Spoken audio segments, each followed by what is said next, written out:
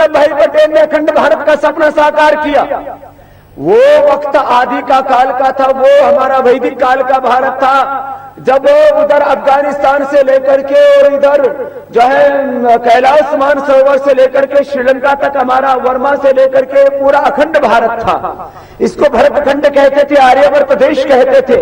लेकिन उसके बाद ये भारत खंड खंड हुआ और हमारी आंखों के सामने हमारे बड़े बुजुर्गों ने वो पीड़ा का दंश देखा है, जब करीब 10 लाख हिंदुओं का कत्ल हुआ और 2 मुल्क बन गए, एक को हिंदुस्तान दूसरे को पाकिस्तान कहते, फिर उसमें बाद में एक बांग्लादेश बना। 1947 से पहले ये बांग्लादेश हमारा अपना था, हम वतन था। ये पाकिस्तान भी अपना था, कुछ दिन पहले और जाएंगे तो अफगानिस्तान भी अपना था। लेकिन आजादी के बाद देश खंड खंड हुआ, लेकिन जो अलग कर दिया अंग्रेजों ने धूर्तता चालाकी करके, उसके बाद हमारे सामने बड़ी चुनौती थी 565 रियासतों को एक बनाना। हम उस महापुरुष को हृदय से प्रणाम वंदन अभिनंदन करते हैं। लोग पुरुष सरदार वल्लभ भाई पटेल न होते तो 565 रजवाड़े एक न हो पाते, अखंड भारत का सपना हमारा अधूरा ही रहेगा।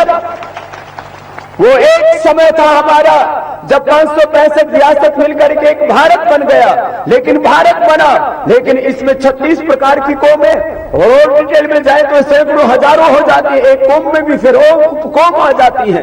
लेकिन हम हिंदू, मुसलमान, सिख और ईसाई, हमसे ब्राह्मण, क्षत्रिय, वैश्य, दलित, वाल्मीकि, वनवासी, आदिवासी, हम सब भारतवासियों को ही समझना पड़ेगा, हम सब भारत की आत्मा है। यदि हिंदू का खून बहता है या मुसलमान का खून बहता है, यदि सवर्ण को सताया जाता है या दलित को कुचला जाता है, हमें सोचना होगा। ब्राह्मण से मुखमासित बाहुराजन्य कृतस्य द्वैश्य पद्माम शूद्र जाते, ये जो परिकल्पनाएं थी उनको हमने अन्यथा अर्थ में लिया। समाज का कहीं ना कहीं हमने तिरस्कार किया। अपने पैर का हम तिरस्कार नहीं करते, अपने हाथ का, अपने दिल और दिमाग का तिरस्कार नहीं करते। समाज में जैसी जैसी सामाजिक आर्थिक परिवेश बनते गए, परिस्थितियां चाहे कितनी अलग अलग रही हो, आज यदि हमें अखंड भारत को समझना है तो एक बात अपने भीतर बैठा करके लेके जानी है, वो ये कि हम भारतवासी हैं।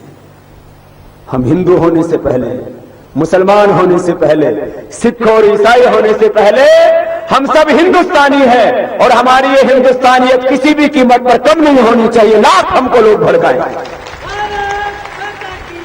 ये बहुत बड़ी बात है।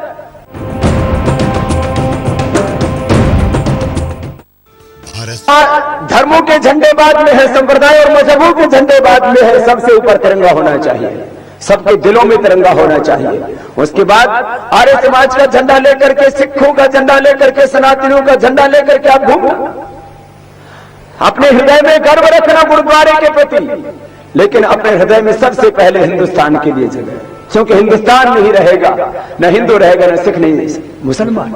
और सुनो अगली बात, अब अगली बात है अपने को अच्छा इंसान कैसे बनाए।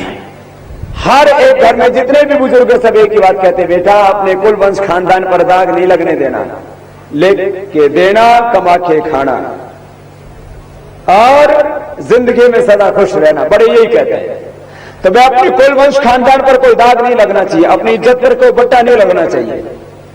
हमारे चरित्र ऐसे हो, दुनिया में लोग नजीर पेश करें, उदाहरण दें, एग्जाम्पल दें कि भाई जीवन हो तो भारतीयों जैसा हो, इंसान हो तो भारत जैसे हो, मां बहन बेटियां हो तो भारत जैसे हो। इनके उदाहरण तब भी दिए